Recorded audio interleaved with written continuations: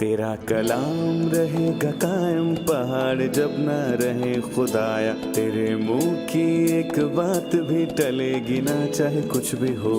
तेरी मान दिए है जिंदा सोने से भी कीमती, मेरा दिल ये दे गवाही है ये किताब अजीम। नाज़िल करे अपना कलाम, शिकस्ता दिलों को सुकून मिले, तारीखी दूर हो मेरी राहें रोशन कर।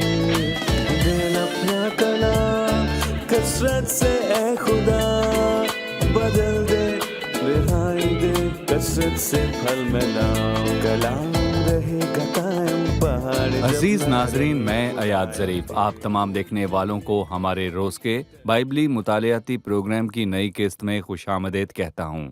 मेरा मानना है कि ये प्रोग्राम अब आपके लिए नया नहीं है, क्योंकि हम मिलकर इसका मुताला करते हैं। हम 4 सालों से इस मुतालियाती प्रोग्राम में शामिल होते आ रहे हैं और आज हमारे प्रोग्राम की ये 1064वीं किस्त है। हमने बाइबल मुकद्दस के बारे में सीखा और नए अहदनामे और पुराने अहदनामे की बहुत सी कुतब का मुताला मुकम्मल किया। बाइबल मुकद्दस का तारुफ बयान किया कि बाइबल मुकद्दस कैसे और कब लिखी गई और इसकी अहमियत बताई गई, और ये भी बताया गया कि हम इससे कैसे सीखें।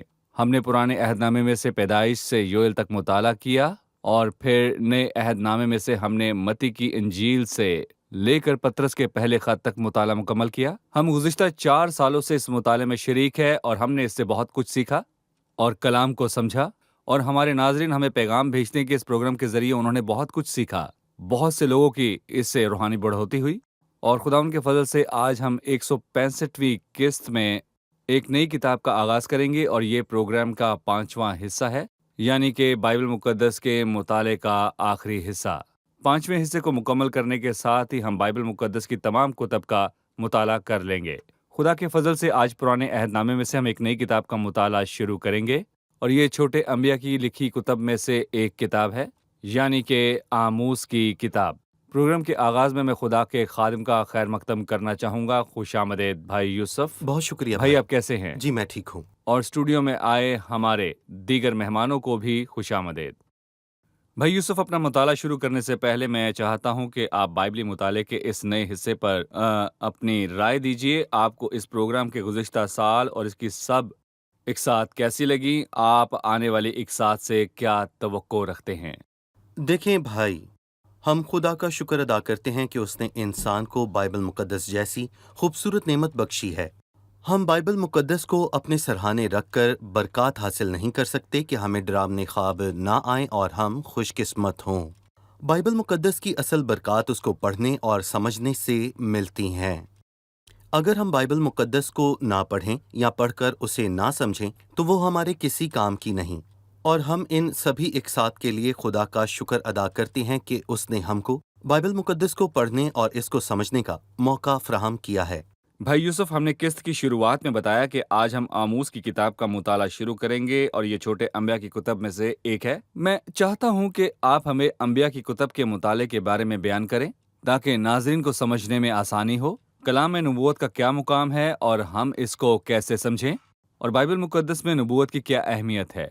दरहकीकत बाइबल मुकद्दस में ये चीज़ नुमाया है, और पतरस रसूल ने अपने दूसरे खत के पहले बाब में फरमाया है कि और हमारे पास नबियों का वो कलाम है। ये बाइबल मुकद्दस की बात है, और यही बात दरहकीकत बाइबल मुकद्दस को तमाम कुतब से मुनफरिद बना देती है।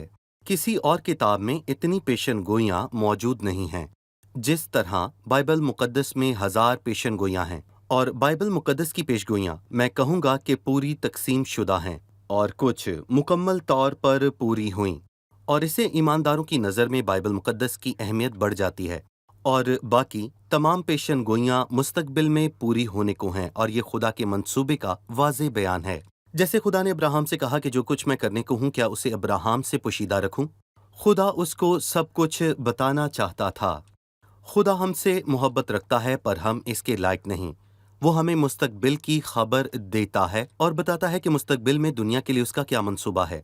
उसने हमें नबियों का कलाम बख्शा है, 4 बड़े अंबिया और छोटे अंबिया की 12 कुतब हैं। बाइबल मुकद्दस की नबूवत इलाही मंसूबा है और ये सबूत है कि ये खुदा का कलाम है। जी ये महज माजी की नहीं बल्कि हमें आने वाले वक्त की भी खबर देती है ताकि हम खुदा के मंसूबों को समझ सही। सकें। हम नबियों के इस कलाम और इन पेशन गोइयों को कैसे समझें, इनके समझने के क्या असूल हैं? इसका एक अहम असूल है कि ये कलाम एक जुज है, क्योंकि दर हकीकत नबूवत की कोई बात आदमी की ख्वाहिश से कभी नहीं हुई, बल्कि आदमी रूह की तहरीक के सबब से खुदा की तरफ से बोलते थे। और इनको अलग अलग करके ना समझें और इसको मुकम्मल पेशन गोई की रोशनी में मैं कहूँगा कि समझना है। और दूसरी बात, मैं कहूँगा कि कलीसिया पेशन गोई में मौजूद नहीं, क्योंकि ये एक भेद है। ये ज़मीनी नबूवत है और कलीसिया जो है खुदा का बदन है। बदन है और पुराने अहदनामे में इसकी कोई जगह नहीं। इसीलिए इन पेशन गोइयों में कलीसिया का कोई जिक्र नहीं, पर ये हम सब के लिए है। और बहुत सी बातें हमारे लिए नहीं, पर हम इनसे सीख सकते सही। हैं। हम पेशन गोइयों से खुदा की सिफात के मुतल्लिक सीख सकते हैं और उसकी मोहब्बत को समझते हैं। और ये नबूवत को समझने के बुनियादी असूल हैं। सो हमें याद रखना चाहिए कि नबूवत का कुछ हिस्सा अभी पूरा होगा और कुछ हिस्सा आखिरत में पूरा होगा। जी, मैं ठीक मजीद है। इसमें ये बात शामिल करूंगा ताकि नबूवतों में मौजूद तारीखी फैसलों को वाज़ेह बयान कर सकूं, जिससे मसीह की पहली आमद की पेशन गोई हुई और फिर इसके बाद दूसरी आमद का तस्करा हुआ, जब इन दोनों वाक़यात के दरमियान 2000 साल का फासला मौजूद है। पिछली किस्त में आपने इसकी मिसाल पहाड़ की दो चोटियों की मदद से दी थी। वो चोटियां दूर से तो नजदीक महसूस होती हैं, जबकि इनके दरमियान एक बड़ी गहरी खाई मौजूद होती है। सही। ये खाई उनके दरमियान का दौर बिल्कुल। है। ठीक है, शुक्रिया।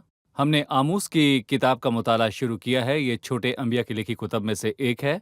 मैं चाहता हूँ कि आप हमें इस किताब के बारे में कुछ बताएं। इसको अमूस की किताब, अमूस नबी की किताब कहते हैं और इसको भौंचाल का नबी कहते हैं, क्योंकि इसके आगाज में उसका जिक्र है और ये उस कौम के लिए खुदा की आवाज़ का बयान है। वो लोग खुदावंद से दूर हुए और गुमराह हुए। और मैं कहूँगा कि अमूस नबी यहूदा की जनूबी सल्तनत से था और खुदा ने उसको शुमाली सल्तनत के बैतेल में भेजा।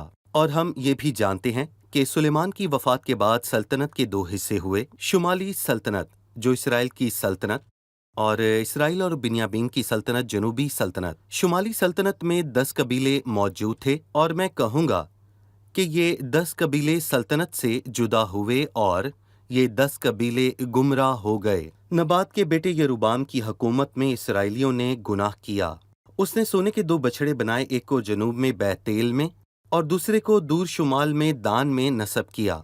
और उसने कहा कि इसराइलियों को यरूशलेम जाने की जरूरत नहीं। ये सियासी वजूहात की बिना पर किया। यरूशलेम जनूबी सल्तनत में मौजूद था। सही। और उसी में सुलेमान की तामीर सही। करदा हैकल भी मौजूद थी। और मैं कहूँगा कि अफसोस के सुलेमान ने खुदा से ज्यादा अपने मुकाम की परवाह की। हालांकि खुदा ने सुलेमान से कहा कि अगर वो उसकी फरमाबरदारी करे तो वो उसकी सल्तनत को कायम रखेगा। अफसोस कि उसने खुदा पर तकिया करने की बजाय अपनी अकल पर भरोसा किया और उसी ने बुत परस्ती का रिवाज कायम किया और ये 10 कबीले असीरी में चले गए। आमूस की किताब में उनकी अदालत का बयान है। ये इसराइल की सल्तनत की शरारत का नतीजा है, शुमाली सल्तनत। बिल्कुल। आप हमें आमूस के बारे में मजीद बताइए। बेशक अमूस बाइबल मुकद्दस की मशहूर शख्सियात में से एक नहीं, लेकिन वो खुदा के कलाम और नबूवत को अजीज रखता था। मैं अपने नाजरीन की हौसला अफजाई करता हूँ। हमने सीखा है कि अमूस का ताल्लुक यरूशलेम के जनूब मशरिक के हिस्से में 20 किलोमीटर दूर एक छोटे से गांव से था। और यहाँ पर मैं ये भी कहना चाहूँगा कि ये यहूदा के वीराने के नज़दीक था।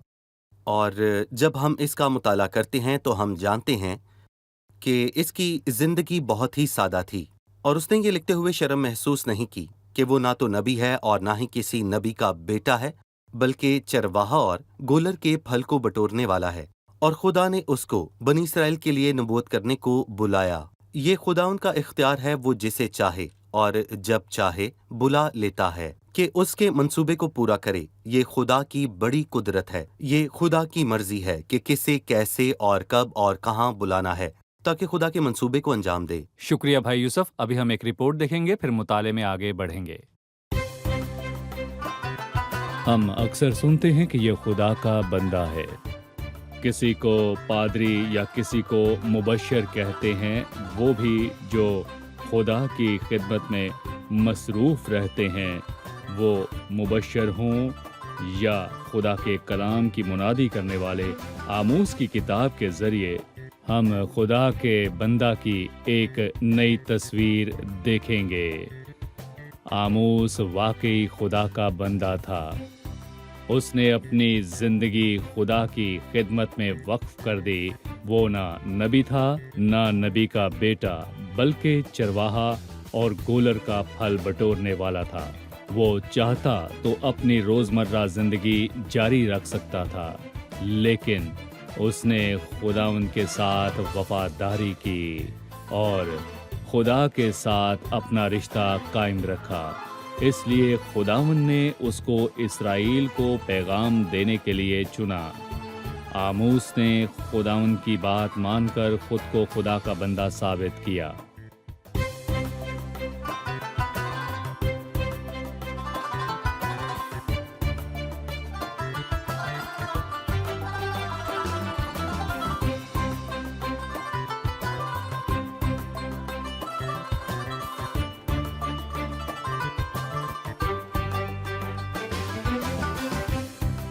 میرا سوال ہے، یہ حیران کن ہے کہ خداوند نے آموس جیسے انسان کو استعمال کیا جو ایک چرواہا تھا۔ وہ اس عظیم اور مہذب قوم کو کیوں کر پیغام دے سکتا تھا؟ اہم سوال ہے بھائی یوسف، کیا کہیں گے؟ در حقیقت یہ خدا کا اختیار ہے، وہ جسے چاہے اپنے کام کے لیے استعمال کر سکتا ہے، وہ ان کو اپنا کام سونپتا ہے۔ اور اس سے پہلے میں یہ بتانا چاہتا ہوں کہ جن لوگوں کو خداوند نے استعمال کیا وہ سب عام اور سادہ نہیں تھے۔ مثلاً موسیٰ کے پاس مصر کا علم اور اس کے پاس حکومت موجود تھی۔ پھر سلیمان ہر وقت کا سب سے زیادہ حکمت والا انسان تھا۔ پولس رسول ایک عظیم مسیحی فلسفی تھا۔ پر یہاں پر میں یہ بھی کہوں گا کہ انسان ہرگز یہ نہ سوچے کہ وہ اپنی حکمت کے ساتھ خدا کی خدمت کا کام کر سکتا ہے، کیونکہ خدا سادہ لوگوں کو استعمال کرتا ہے، اور پطرس ایک سادہ سا ماہی گیر تھا۔ آموس چرواہا اور گوہلر کا پھل بٹورنے والا تھا، تاکہ یہ حد سے زیادہ قدرت ہماری طرف سے نہیں بلکہ خدا کی طرف سے معلوم ہو۔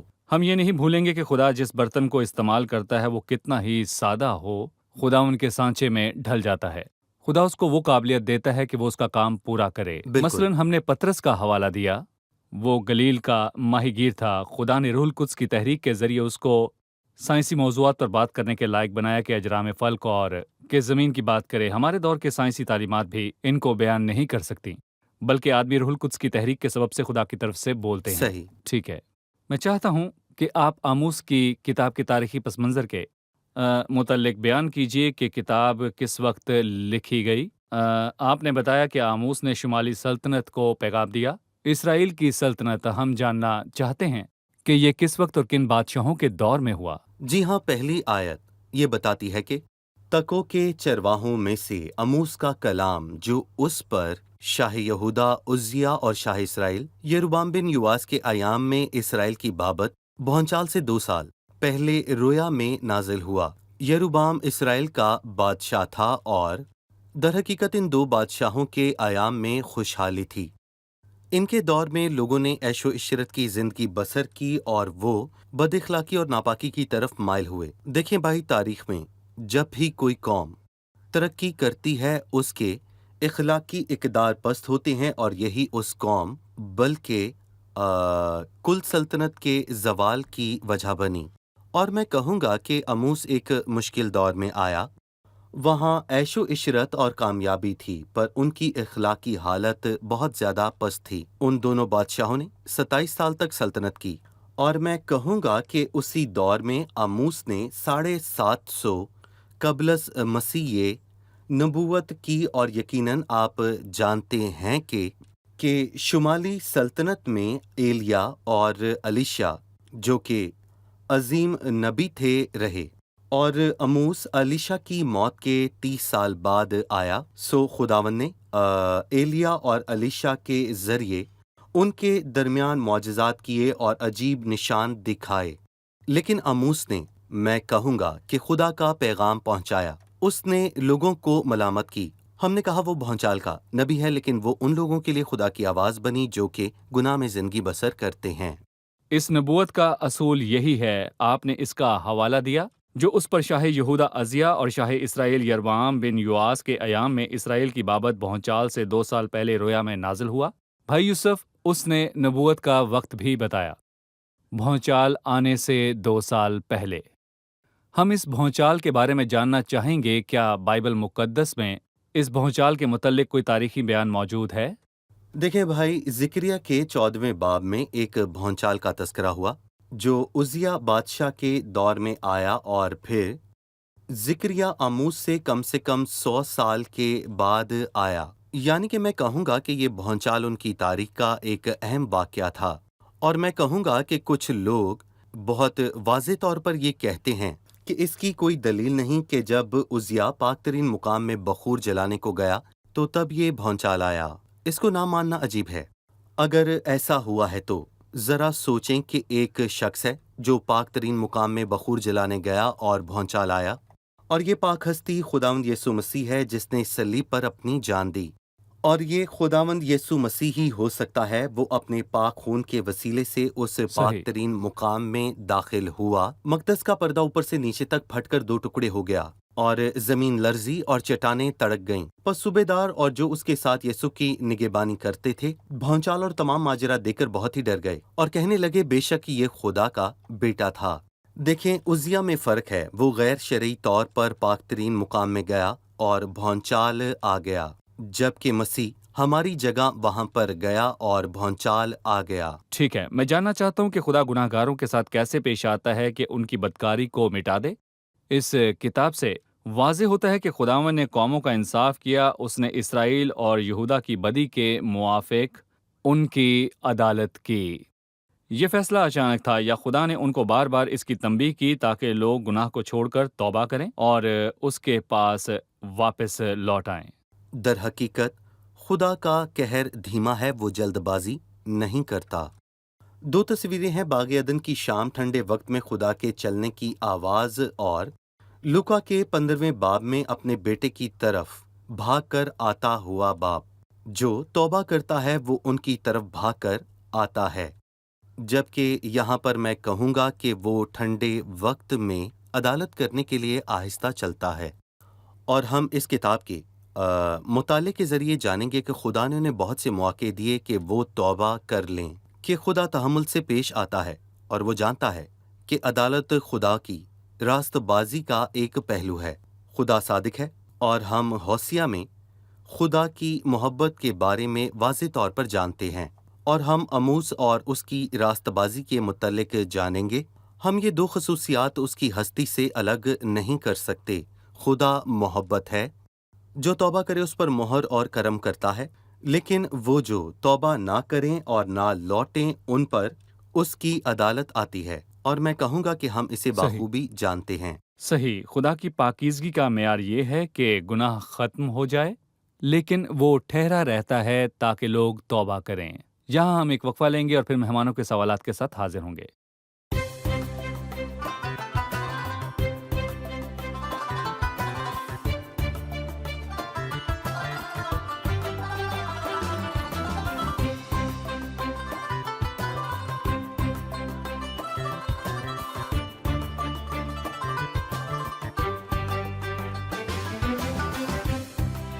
हम आमूस के नाम के मानी जानना चाहते हैं।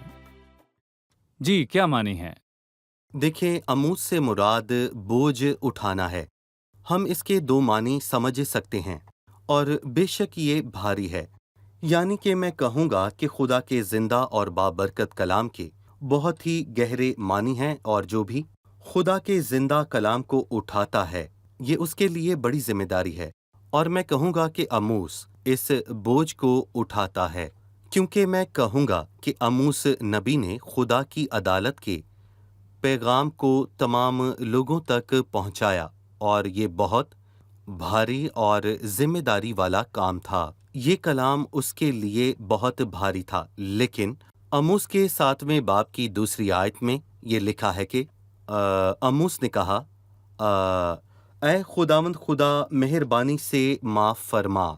याकूब की क्या हकीकत है कि वो कायम रह सके, क्योंकि वो झूठा है। और मैं कहूँगा कि उसने लोगों की खातिर दरख्वास्त की कि वो ये सब बर्दाश्त नहीं कर सकते, तो इसीलिए अमूस लोगों के लिए दरमियानी बना, और अमूस ने ये बड़ी जिम्मेदारी अपने कंधों पर ली और खुदा के पाक पैगाम को यानी अदालत के पैगाम को लोगों तक पहुँचाया। ٹھیک ہے، شکریہ بھائی یوسف۔ جب بھی ہم نئی کتاب کا مطالعہ شروع کرتے ہیں تو اس کے مصنف کا تعارف جانتے ہیں۔ آموس کا تعلق تکو سے تھا، یہ یروشلم سے 20 کلومیٹر دور تھا۔ جی، یروشلم سے ہم نے جانا کہ وہ چرواہا اور گولر کا پھک بٹورنے والا تھا، لیکن خداوند نے اس کے وسیلے سے پیغام بھیجا۔ بھائی یوسف، ہم اس کتاب اور اس کے نبوت کے حصوں کے بارے میں مزید جاننا چاہیں گے۔ جب ہم نئی کتاب کا مطالعہ شروع کرتے ہیں تو اس کے حصوں کے متعلق جانتے ہیں، اس کے مرکزی موضوعات کو ہم دیکھتے ہیں تاکہ سیکھ سکیں۔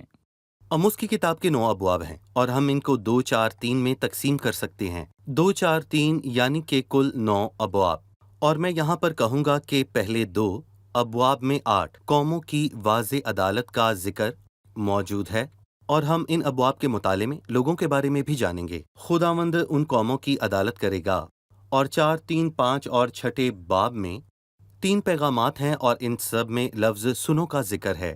سنو جو خداوند تمہاری بابت فرماتا ہے۔ اور پھر اس کے بعد 7ویں 8ویں اور 9ویں باب میں 5 رویا ہیں، اور اس نبوت کی کتاب کا اختتام برکت اور جلال کے ساتھ ہوتا ہے۔ ایک دن مسیح بادشاہی کرے گا، اس کی بادشاہی زمین پر بلکہ ساری کائنات پر ہوگی، اور یہ سچ ہے۔ جی ٹھیک ہے، وہ اسرائیل کے لوگوں کا بادشاہ ہوگا اور وہ اس زمین کے لوگوں کا خدا ہوگا۔ ابن آدم ساری زمین پر سلطنت کرے گا۔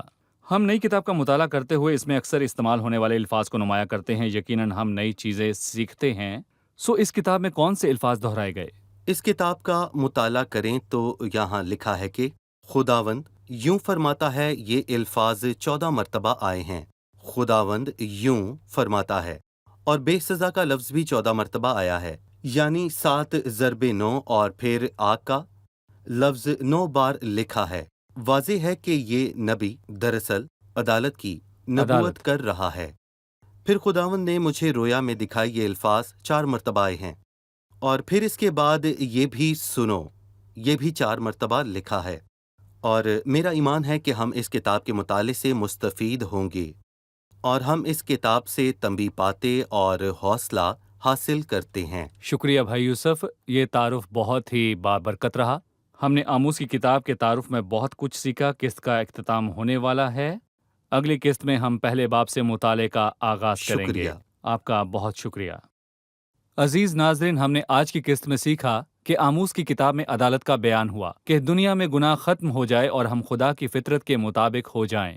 عزیزو، خدا پاک ہے، وہ قدوس اور صادق ہے۔ خدا محبت ہے۔ اس نے انسان کی نجات کی خاطر سب کچھ تیار کیا۔ خدا محبت ہے۔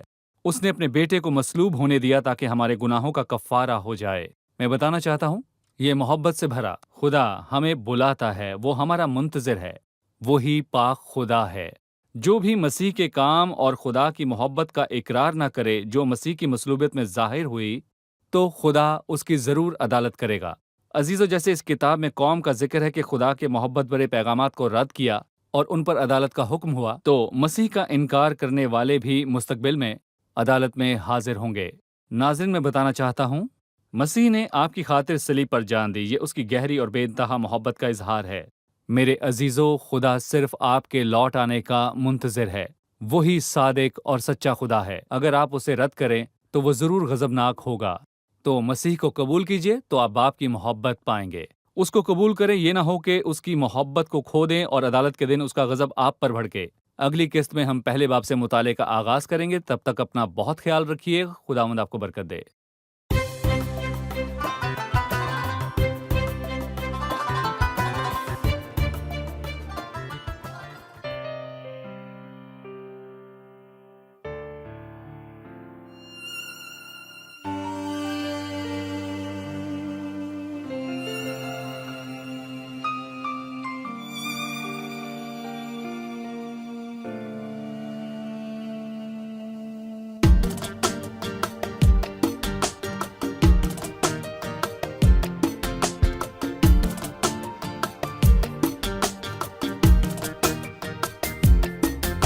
ومنادي للتعابة بالتوبة والرجوع، وقرب من الغلابة وعرفهم يسوع.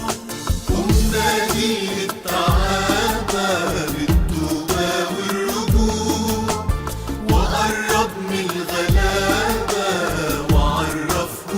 يسوع كلمهم عن يسوع صلي لهم بالدموع بحياتك اشهد له وبصوتك المسموع كلمهم عن يسوع صلي لهم بالدموع بحياتك اشهد له وبصوتك المسموع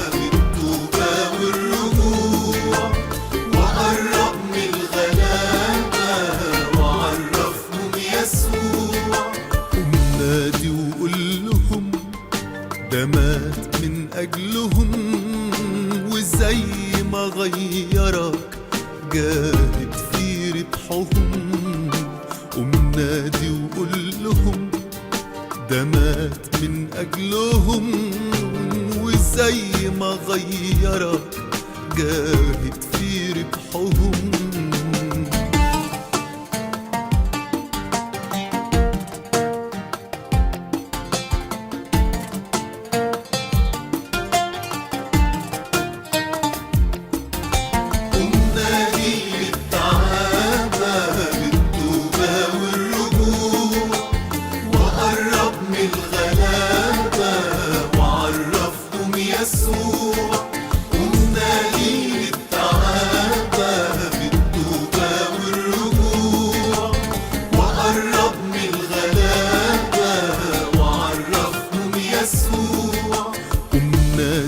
بكلمته بحنانه بمحبته ولا خوفك يمنعك ده الكل بنعمته قوم نادي بكلمته بحنانه بمحبته ولا خوفك يمنعك ده الكل بنعمته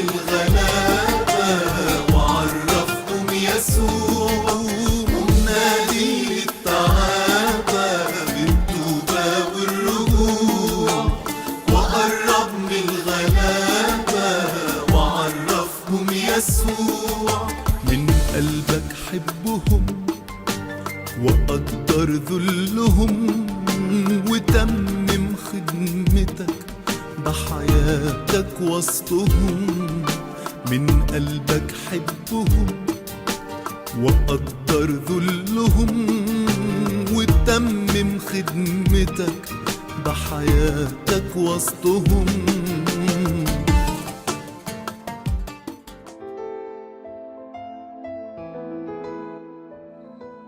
तेरा कलाम रहेगा कायम पहाड़ जब न रहे खुदाया तेरे मुंह की एक बात भी टलेगी ना चाहे कुछ भी हो तेरी मान दिए है जिंदा सोने से भी कीमती मेरा दिल ये दे गवाही है ये किताब अजीम नाज़िल करे अपना कलाम शिकस्ता दिलों को सुकून मिले तारीकी दूर हो मेरी राहें रोशन कर दिल अपना कलाम कसरत से ए खुदा बदल दे रिहाई दे कसरत से फल में नाम कलाम रहेगा कायम पहाड़ जब न रहे खुदाया तेरे मुंह की एक बात भी टलेगी ना चाहे कुछ भी हो